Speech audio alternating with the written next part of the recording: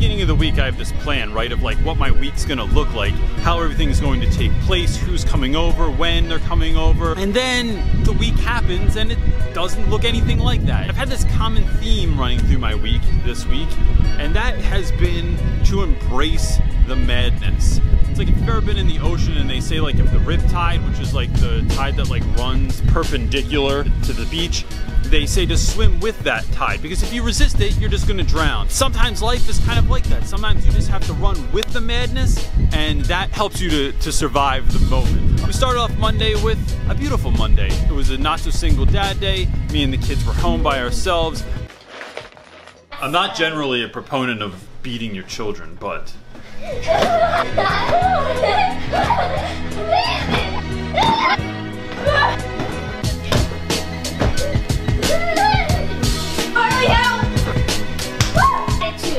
how do you like that move?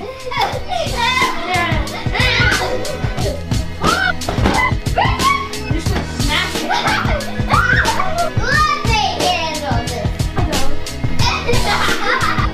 Oh my God.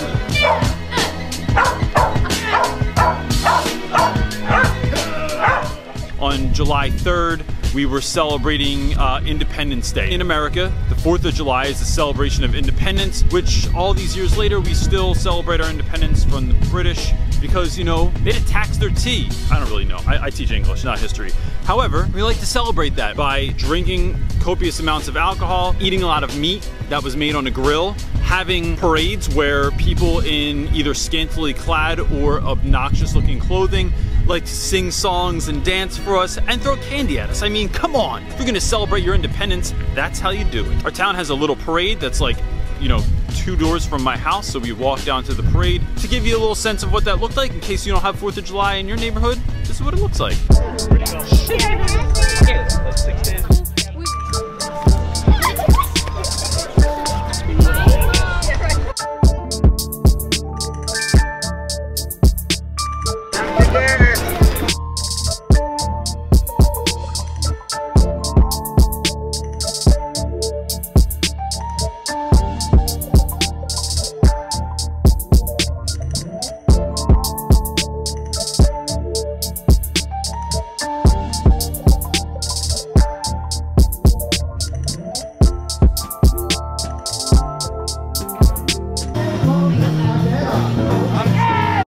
These dudes are in every parade.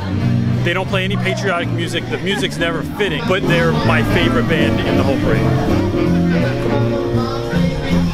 It was beautiful. My friend Miss Yonkers came. She's my co-teacher, and she'll be in the vlog a lot this year. We'll be co-teaching the whole year together. Best year ever. It's gonna be the best year ever.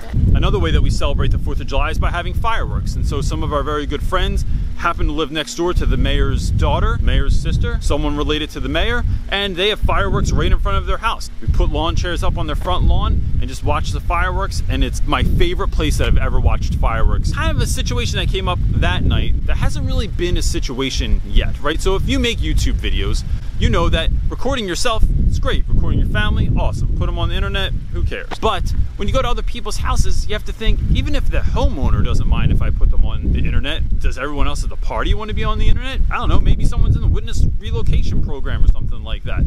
So I don't have a lot of video from that night. I just have the fireworks, and that's because I didn't want to go around asking everyone, hey, I have a YouTube channel. Hey, I make videos about myself. Would you mind, excuse me, mind if I talk to my camera? It gets weird. Be mindful of your mood. And we're not supposed to pull out. We're watching fireworks. No.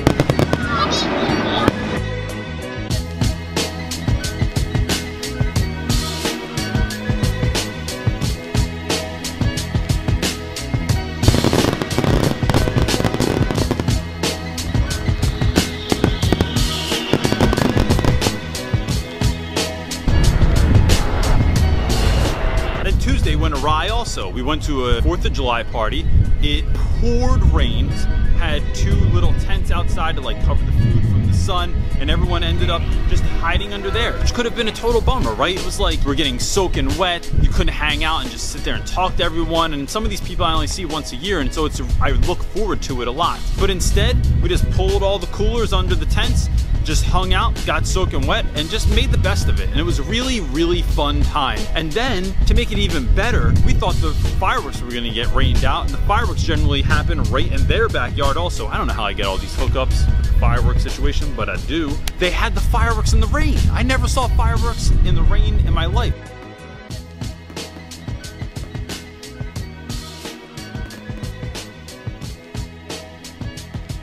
So I went over to the neighbor's house. They had an empty gazebo on the front lawn, and I just sat there with my daughter and watched fireworks, and it was like a miraculous moment. I just felt like the whole group took nothing and made it into something. And then Wednesday shows up. Wednesday looks like it's gonna be a great day. I have this plan. I'm gonna go out early in the morning. My wife is home, so we're gonna go shoot this new teacher video. We go out and we're gonna shoot this video. It just doesn't go right. I'm not feeling it. The flow isn't coming. I have to keep making tons of cuts as I'm doing this. I don't like the way this is going. I don't know, what else? You're making me nervous with that right there. I said that already. Should I do the story first or should I do the... It just didn't work out, and that can be really discouraging, right? Especially when you wake up early, you're planned, you're ready to attack, and then everything just falls to pieces. I just ended up scrapping it. It was a bummer. Well, here comes Thursday. I'm a pretty positive guy. I think it's in my DNA somewhere. It's in my makeup. I got it from my parents. I picked some stuff up along the way, and I just choose to look at life in a very particular way. If I get punched in the mouth, I can keep rolling. If it happens again, I can keep rolling. If it happens again, I can keep rolling. Somewhere along there, if I'm not putting enough back into myself, then I eventually just get the wind knocked out of me, and it takes a minute to get up. And so Thursday was getting the wind knocked out of me day. Thursday is usually wonderful. My kids, two of their very best friends in the whole world, came over. My nieces we watch every Thursday, and they're lovely. They came over. My wife was home for the day. I had work that I was looking forward to doing. And so that morning we went out, we shot the retake of the video, and it went great. It was raining out, but we still found something to hide under. It was really lovely. We got it done. It felt pretty effortless. I got a really good response from that video, and I was feeling good. I went home to edit that video. It was just like every bit of madness that could happen. Apparently there was still a sticky mouse trap in my house. May or may not have a mouse problem in my house for a very long time. I can't seem to get rid of it. It bothers me because I'm really clean and organized, and someone gets a sticky mouse trap stuck on their back. Someone else was bleeding. Someone else was falling apart. One child in my family, we won't name names, may be growing a lot, and so is constantly tired, cranky, and hungry. That's a trifecta of awesome. So all of this was creating a lot of commotion in the house. It started pouring rain, so we couldn't even take the kids out anywhere, which was the plan. My wife and I were getting aggravated at things, which means in turn my wife and I were getting aggravated at one another. Then we started arguing, and that all kind of came to a head, and I finally felt like I got the wind knocked out of me. Friday was a different kind of day. My kids went and hung out with friends, and I got to go up to West Philly and meet with one of my students, Dasim Henry, who was in the Summer Student Spotlight series this week. That was great for a number of reasons. One, if you've ever been alone in your school, you know that it is a magically peaceful place where it's usually a lot of madness going on, and it's just calm.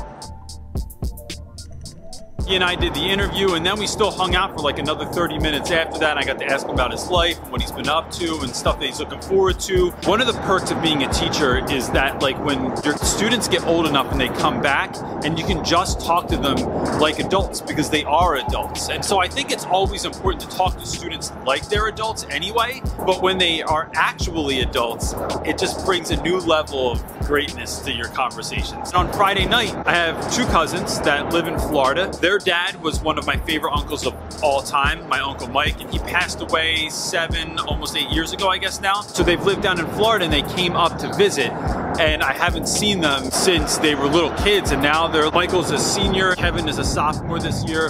And just to be able to go back to this place in my mind and think of who my uncle was and what he meant to me and all the funny little stories that I still had of him in my memory, and to share that with his boys.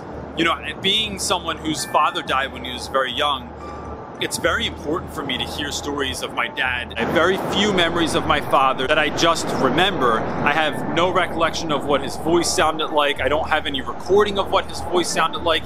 And so to hear other people talk about him, it just brings some of that goodness back, and it's great. And so I was so pumped to be able to talk with these guys about that. Saturday, I went clothes shopping with my daughter. I love doing stuff with my kids. That seems the opposite in some people's eyes of what you're supposed to be doing. I think it brings us together. We had a lot of fun with it. It's probably one of the only times in her life that we'll agree on what she should or what I would like her or is wearing are similar. I don't expect that to happen very much more in my lifetime. At the end of the week, I'm looking back and I'm thinking, I don't really like when things don't go as planned. I have a hard time dealing with having a great idea and then having it fail. If I decide, like I'd already said, to kind of go with the current, that looks a lot like weakness. It looks a lot like giving up or giving in. But I think instead of weakness, it's giving yourself and your situation a little bit of grace. That's what I'm going with at the end of this week. It didn't work out the way that I wanted to. I'm not going to beat myself up about it, but I am looking towards next week as being something really special. If I can let go of what I want to happen a little bit more and I'm just open to what's happening, I think that's where grace comes in, and that allows me to live in the moment more, and it allows me to just appreciate what's happening while it's happening. Thanks again, guys. Peace.